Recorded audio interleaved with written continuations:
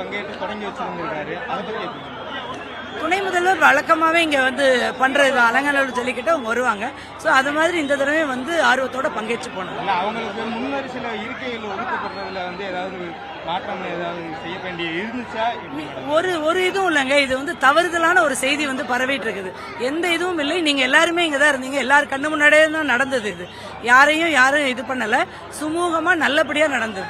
இல்லை, அவர் வந்து அவரோட பையனை வந்து அவரோட இருக்கையிலே இன்னொருத்தர் 2 பேரும் ஒரே இருக்கையில் உட்கார்ற மாதிரியான திட்டமிட்டு பண்ணியிருந்தாங்க. அதை பார்த்து தான் நீங்கள் எந்திரிச்சு போயிருந்தீங்க.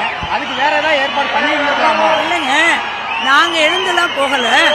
மாண்புமிகு அமைச்சர் அவர்கள் எழுந்து சொல்லிட்டு இருந்தனால ஒரு அமைச்சர் நிற்கும் போது மாவட்ட ஆட்சித்தலைவர் நிக்கணும்ன்றனால அது புரோட்டோகால் படி தான் நான் நின்னேன். யாரும் என்னை நிக்க சொல்லலை.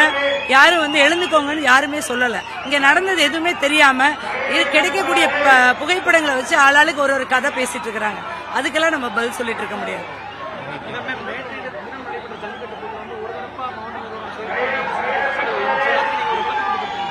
அப்படி எனக்கு தகவல் வரலையே. நீங்க புதுசா சொல்றீங்க.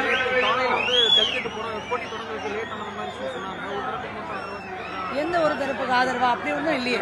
நேற்று அவங்க வந்து வழக்கமா ஒரு கோயில்ல சாமி கும்பிட்டு அப்புறம் அவங்க 7 காளைகளை வைப்பாங்க. இங்க வந்து 4 காளைகள் தான், இங்க 3 காளைகள் தான். அதனால அதுக்கேற்ற மாதிரி டைம் ஆச்சு. மற்றபடி சிறப்பா ஒண்ணு வேணும்னே யாரும் டிலே பண்ணல, யாரையும் ஒதுக்கல, எதுவுமே அந்த மாதிரி எந்த நிகழ்வும் நடக்கல.